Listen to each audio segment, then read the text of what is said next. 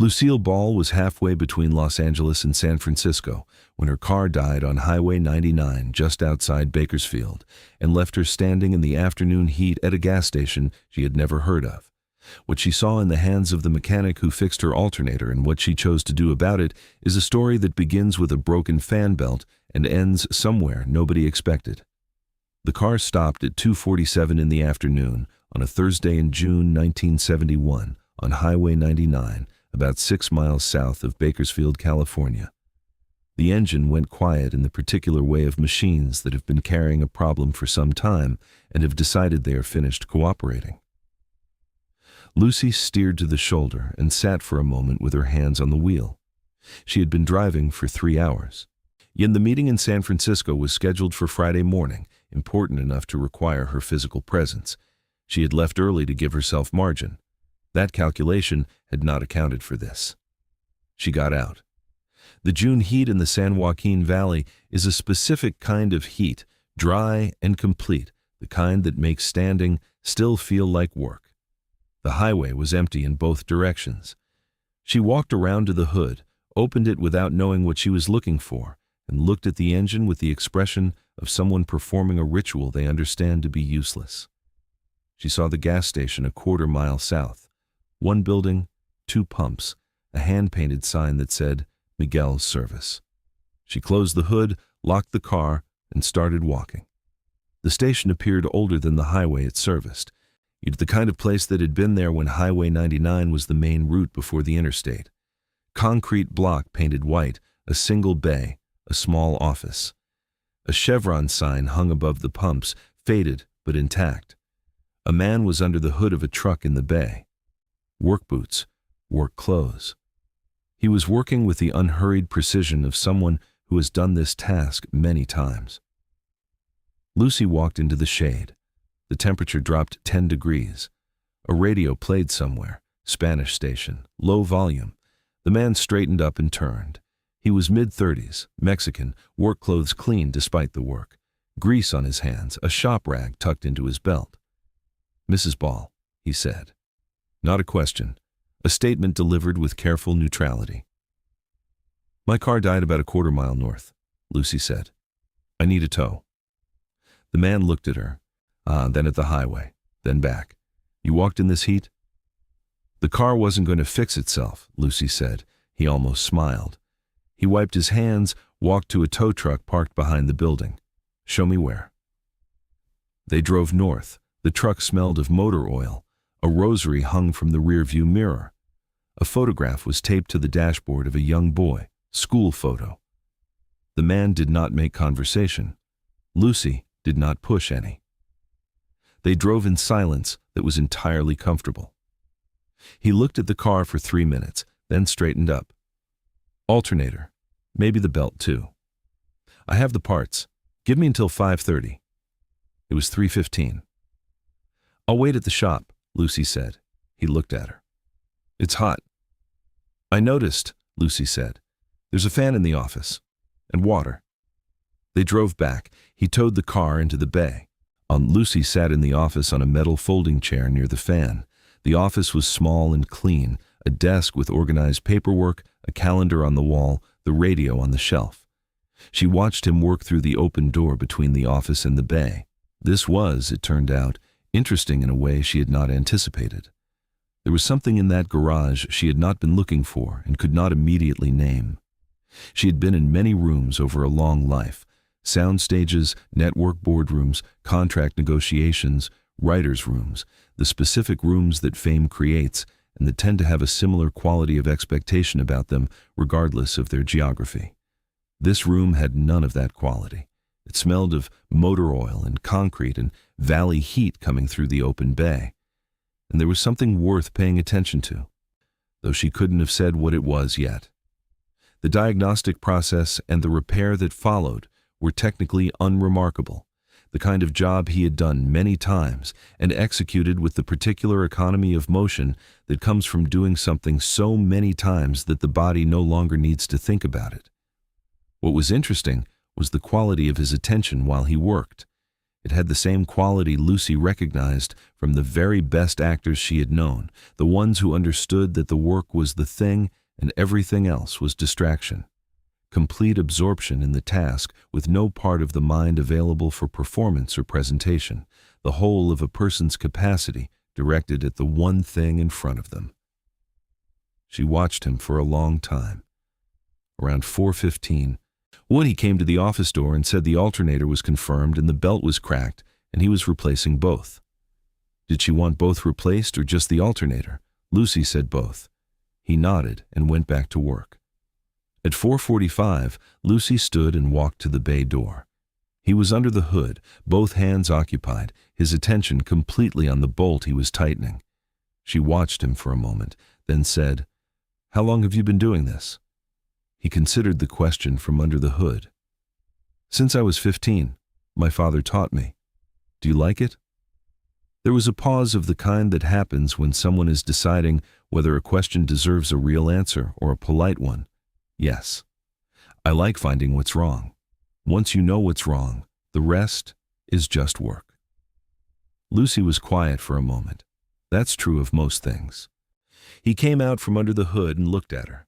The first direct look since they returned from the highway. It was the look of someone recalibrating something. "What do you do when you're not fixing cars?" Lucy asked. He wiped his hands on the rag. "This is what I do. I fix cars. I run this station." "That's it." "Your father's station?" "It was. He died 4 years ago. Now it's mine." Lucy looked at the bay.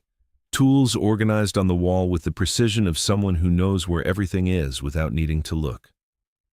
Floor swept clean despite a full day's work, the truck he had been working on when she arrived, now sitting with its hood closed and its keys hanging on the pegboard by the door. "You run this alone?" "Mostly.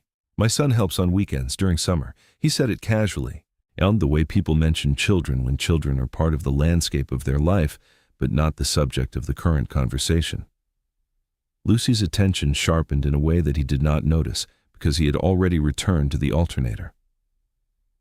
"How old is your son?"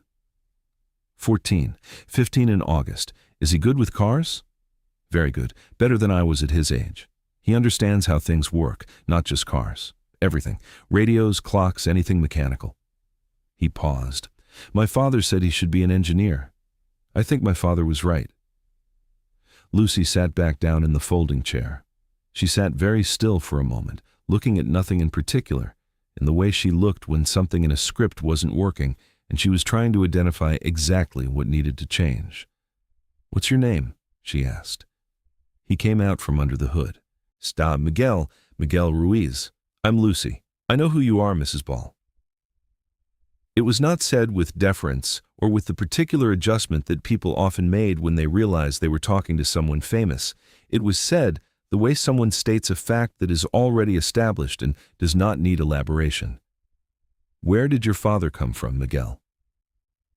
He looked at her for a moment, the look of someone deciding whether the question is genuine or polite. "Mexico City. He was an engineer there, civil engineer. He came here in 1945 after the war. His credentials didn't transfer. He opened this station in 1947. Lucy listened without interrupting. Miguel returned to the engine, but he kept talking, which suggested he had decided the question had been genuine. He always said it was temporary, that he would get his credentials recognized. Go back to engineering.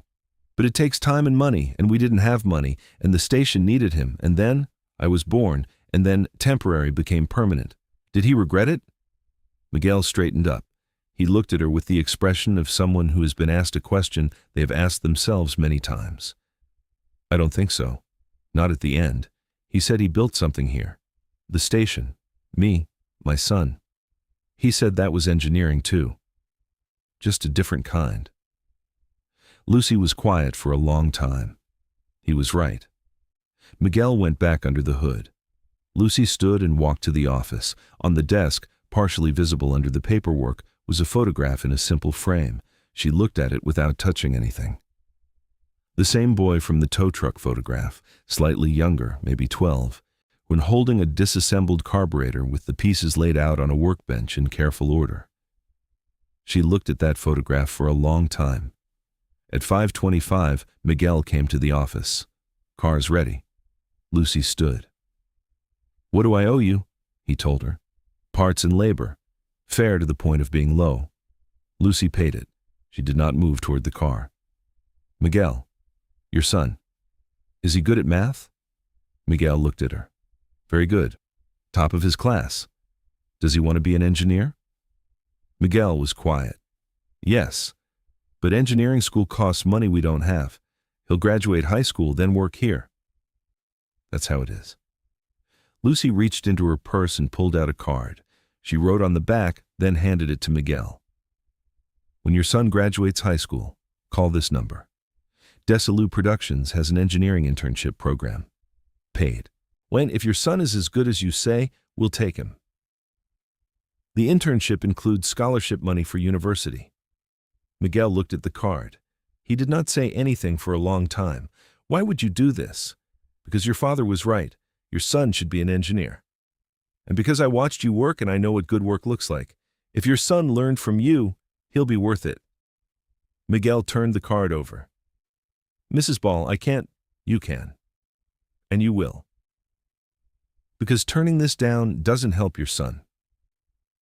She walked to her car. Miguel followed with the keys. She got in, started the engine. She rolled down the window.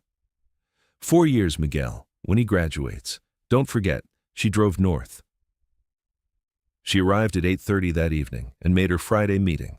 She did not mention the breakdown. 4 years and 2 months later, a call came into Lucille Productions from a Bakersfield number. The receptionist transferred it. Lucy's assistant listened, then walked to Lucy's office. "There's a man named Miguel Ruiz on the line. He says you told him to call when his son graduated high school." Lucy took the call. The internship began that summer. Miguel's son, Carlos, was 15 years old. He was the most naturally gifted mechanical mind they had encountered in a decade. He understood systems instinctively. The scholarship fund covered his tuition at Cal Poly. He graduated in 1979 with a degree in mechanical engineering, top of his class. Lucille offered him a position. He accepted. Carlos Ruiz worked at Lucille Productions for 32 years. He became head of engineering in 1995. He retired in 2011.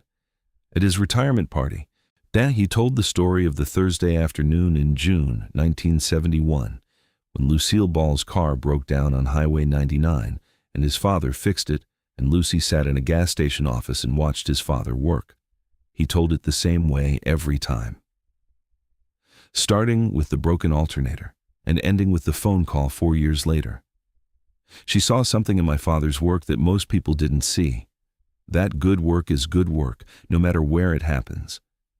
And she decided that mattered enough to do something about it." He paused, long enough for the room to sit with it. "My father died in 1998. He never got to see me become head of engineering.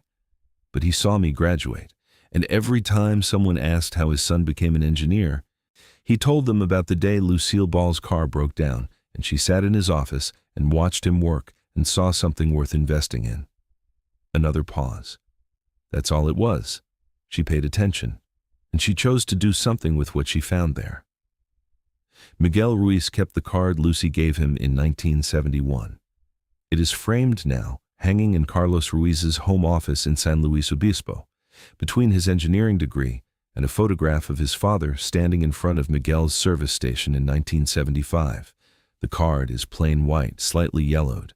On the front, Lucille Ball, Lucille Productions. On the back, in Lucy's handwriting, for Carlos. When he's ready. The work is waiting.